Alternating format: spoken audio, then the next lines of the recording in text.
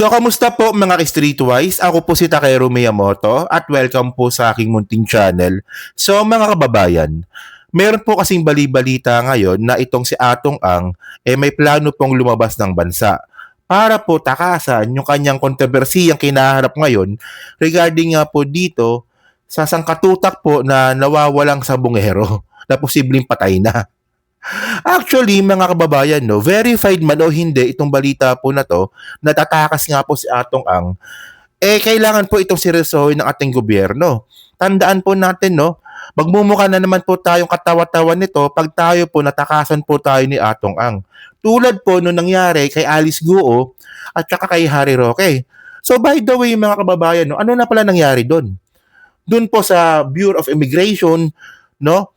At posibleng mga kasabwat nga po dito para po sa pagtakas nga po sa dalawang tao po na to.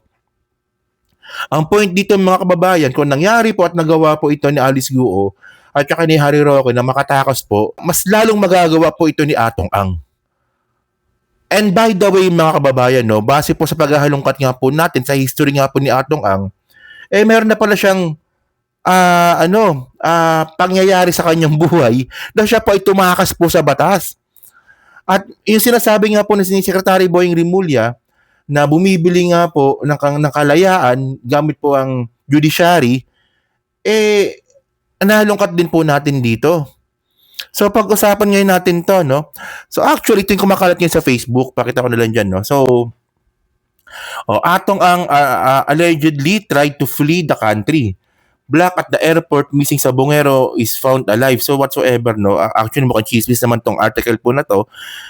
Pero kailangan po talaga seryosohin ng gobyerno po ito, no? Kasi nga po tinanin niyo to mga kababayan, no? Ito So ngayong araw po, no, may nakita na naman po kasing mga labi or buto diyan po sa Taal Lake. So sabi dito, no, sa patuloy na pagsuyod sa Taal Lake para sa mga labi ng mga nawawalang sabongero, 2 pang bag na dito koy ang laman ang natagpuan ng divers ng Philippine Coast Guard. So kung isang araw mga ka-Streetwise may nakita na nga pong isa na sako na may laman nga pong buto, ngayon meron pang 2 ulit. Di ba? So it's getting interesting mga kababayan. Tingnan nyo to. Okay. So tandaan natin mga kababayan na tulad nga po na sinabi ko nga kanina, same format lang po kasi ng ginawa po ni Harry Roque at saka ni Alice Guo. So ito, no, nabalita ito noong June 9, 2025. Quadcom lift contempt order versus Harry Roque. So ibig sabihin noon, si Harry Roque po humarap sa simula. No, doon po sa kanyang allegation regarding po sa Pogo at saka sa human trafficking. At ganoon din po si Alice Guo. Yan, no. Quadcom cites Alice Guo in contempt. So di bang pinupoint ko dito mga babayan? No? Kung titinan po natin yung format po na nangyari nga po kay Alice Guo at saka kay Harry Roque, una may bintang sa kanila. Tapos ang ginawa nila, hinarap po nila yon. Same din po ng ginagawa po ngayon ni Atong Ang. May bintang sa kanya, bintang pa lang naman di ba? May bintang sa kanya, ngayon hinaharap niya ito. May abogada nga siya, di ba? Magaling abogada niya, no? Pero ano bang kasunod nito? Ano bang sunod na nangyari dito? Pagkatapos nga po no, nung talagang ipit na nga po itong sila Harry Roque at itong si Alice Guo, anong ginawa nila? Tumakas po. Di ba? So sa ngayon mga kababayan, mukhang hindi pa naman naiipit itong si Atong Ang, pero mga ka-Streetwise, no, tandaan po natin na may mga nakita na pong bangkay doon po sa Taal Lake. So ito po ang posibleng paraan para po maipit po si Atong Ang kung talagang may kasalanan siya, di ba?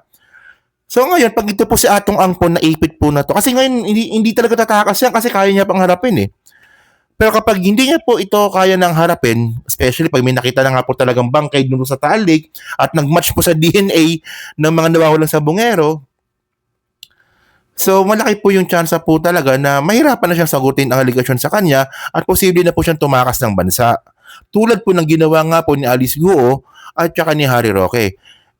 Hindi lang yan mga kababayan, no? May mga nakita pa tayo dito. So, ito kasi ngayon mga kababayan, ito pong nangyari po kay Atong Ang na pagtakas nga po sa batas, hindi po ito yung first time na ginawa niya to or nangyari sa kanya. Kasi po ito nabalita ito nung November 7, 2006. O 20 years ago na, di ba? Atong Ang to be repatriated to Republic of the Philippines on Friday. Di ba? So, tingnan nyo to Charlie Atong Ang, co-accused of detained former President Joseph Estrada in his plunder case before the Sandigan Bayan is expected to arrive from the United States on Friday morning, the National Bureau of Investigation said on Tuesday. So ano ba ibig sabihin dito mga kababayan? So hindi pa po nakakaalam, si Atong Ang po isa po siya sa mga nasangkot dun po sa plunder case nga po ni ERAP. So si Atong Ang daw po kasosyo ni ERAP sa Weteng. So syempre nung si ERAP nga po na-impeach or natanggal nga po sa pagiging presidente, lumipad po si Atong Ang papuntang ibang bansa. Lumipad po siya papuntang Amerika. Doon po siya nagtago. So, ibig sabihin nun mga kababayan, kung nagawa na nga pong tumakas, kung nagawa na nga pong tumakas si Atong Ang dati, magagawa niya rin po ngayon yan. Especially ngayon mga kababayan, wala pang kaso, di ba? Wala pa pong kasong nakafile kay Atong Ang. Makakalabas po ng bansa yan. O, parang kay Harry Roque. Wala pang kaso, nakalabas ng bansa. O, kay Alice Guo, ganun din. Wala pang kaso, nakalabas ng bansa. Same lang din po na nangyari. O, and by the way, dahil nga po, ang nangyari nga po dito kay Atong Ang, nung tumakas nga po siya sa Amerika, noong 2006, pina-extradite po siya ng gobyerno ni Gloria para po tumistigo at mahuli na rin po, kasi nga po kasabwat nga po sa plunder So ano nangyari? Akala ko ba plunder? 'Di ba? Ano nangyari? Paano siya nakatakas? Pero ayun na pinakamagandang tanong dito. Kung nahuli po si Atong Ang noong 2006, at kung na-extradite po siya pauwi ng Pilipinas, ano nangyari sa kaso? Ito. So nabalita naman ito noong January 25, 2007. So sabi dito, Atong pleads guilty. So nagkaroon ng plea bargaining agreement dito. So tingnan niyo in exchange for lighter sentence, Charlie Atong Ang has pleaded guilty to a lesser offense, admitting he plotted with ousted, di ba? President Estrada to divert 130 million tobacco excise taxes of the Ilocos Sur provincial government to their private coffers.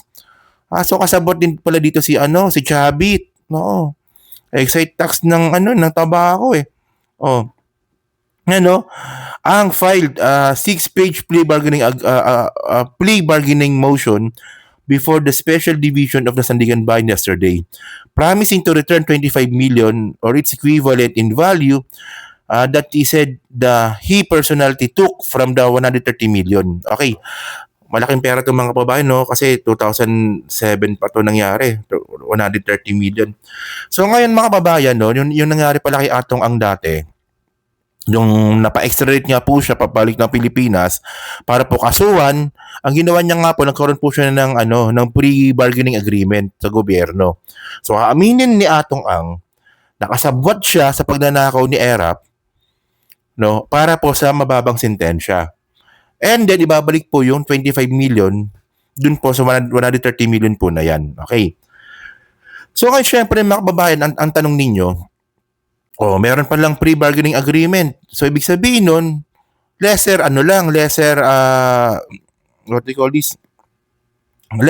po yung offense. Di ba? Bababa po yung sentensya. Oo, tama nga po yun.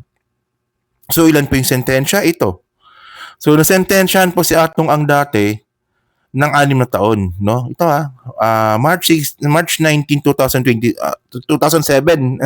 Sorry, March 19, 2007. Atong Ang gets 6-year jail term for corruption. So, guilty po si Atong Ang, So, ngayon ang tanong dito, paano nakalaya? Ito yung sinasabi nga po ni Secretary Boying Rimulya na sobrang laking pera nga po na ang involved dito sa mga nawawalang sabungero na pati po judiciary kayang bilhin. Kasi po, nangyari na rin po ito dati. Ito lang to ewan ko lang kung mag-agree kayo, pero base po ito sa, kung kukonek po natin ito sa sinabi nga po ni Secretary Boying Rimulya, mukhang ito yon. Di ba mukhang ito yon? So kayo ba, nag-agree ba kayo dito? Kasi ito po yung nangyari. So ito, nabalita naman ito noong May 25, 2007, no? Na Atong Ang walks out of jail. O, di ba? So imbis nga po na makukulong po siya ng ilan yun, 6 na taon, ang nangyari po dito, nagkaroon siya ng probation. 2-year probation na lang po ang nangyari. O from 6 years na pagkakakulong, for whatever reason, no, ang nangyari, naging 2 years probation na lang po. Probation pa. Ibig sabihin nun, nasa laya po siya.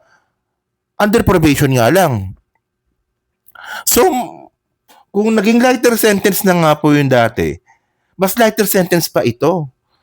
Parang ano lang to, no? Parang kaso sa barangay, probation. Di ba? Nagnakaw ka ng kasi guilty, di ba? Nag-plea bargaining agreements. Ibig sabihin, inamin mo na may kasalanan ka. So, ang admitted na nagnakaw ka ng milyon-milyong piso, tapos ang ending lang naman pala nito, probation. Bakit ganon? Tingnan nyo so sabi dito, Charlie Atong Ang, ako accused in the 4.1 billion plunder charges. Kay Era pala to, no? 4.1 billion pala to. Against deposed President Joseph Estrada was released from detention Friday afternoon. Di ba? The move comes shortly after the Sandigan Bayan Special Division approved his petition for probation. O di ba? The Anti-Graft Court on the recommendation of Quezon City Chief Probation and Parole Officer Ceres P. Anunuevo had ordered Ang placed under 2-year probation in lieu of the 2 years of 4 months and 6 years jail term. Meted again so whatsoever. So may kulong, no? Okay, so 2 years tsaka so 2 years tsaka 2 years. Dapat yung 6 years nga po na pagkakulong, naging 2 years tapos probation pa. Di ba? Sabi dito, jail term meted against him after he pleaded guilty to a lesser offense of plunder. Di ba? So ngayon mga kababayan, no? So ang point natin dito, tandaan natin, no? Kayo ba naniniwala ba kayo na posibleng tumakas itong si Atong Ang? Kasi kung pagbabasehan po natin yung history nga po ni Atong Ang, may kakayahan siyang tumakas. Especially mga streetways no, na hanggang ngayon, hindi pa rin po nahuhuli at wala pa rin po tayong balita dun nga po sa mga taong nagpatakas at tumulong kay Alice Guo at saka kay pangalan nito, kay Bakla, kay Harry Roque. Di ba? Andyan pa rin sila. Somewhere down the road. Di ba? Andyan pa rin sila. Nagkatrabaho pa rin yan. Yung mga tao pong tumulong po kay Alice Guo at kay Harry Roque, andyan pa rin po yan. At posible din po, natulungan din po nila si Atong Ang kung gugustuhin po ni Atong Ang tumakas. So, tulad nga ng sinabi ko kanina, ngayon, posibleng hindi pa nga ito naisip ni Atong Ang na tumakas kasi nga po, kaya niya pang harapin po yung kaso or yung bintang sa kanya. Diba? Pero eventually mga kababayan, no, kung makikita po talaga isang katutak po na buto or labi dyan po sa Taal Lake at marami pa daw ebidensya at marami pa daw po testigo ang lalabas at kung madidiin lalo ito sa Atong Ang, wala na siyang ibang kayang gawin kundi tumakas. Kasi kaya niyang tumakas. Kaya nga sinasabi nga po natin dito, sana kung tayo po ay nagmukhang tanga na natakasan po tayo ni Alice Guo dati at saka ni Harry Roque, especially sa Harry Roque na hanggang ngayon di pa rin natin mahuli. Di ba? Sana po, wag po maulit ito kay Atong Ang. Sana we learn from our mistakes dun po sa nangyari po. Di ba dati? Kasi tandaan natin wala pang hold departure order ng mga to, special kasi nga po, wala pang kaso. Pag may kaso, posibleng meron na. So, yun so kayo po, no, ano po masabi nyo nga po dito, sa mga nahalungkat nga po natin dito, sa mga history nga po ni Atong Ang, kayo ba naniniwala ba kayo na kapag naipit na ito si Atong Ang, tatakas kaya siya? Or haharapin niya mismo yung mga kasong ibibintang sa kanya? Diba? Tingnan natin, abangan natin, di ba? So, so pa-comment lang po sa baba at binabasa ko pong lahat yan. At syempre, dyan po sa Team Replay, pa-like, pa-subscribe. Hindi naman kalabisan, pa-share na rin po ng video po na to. So, thank you mga ka-Streetwise. Kita na lang ulit tayo sa susunod nating content. So, thank you, salamat, and babush.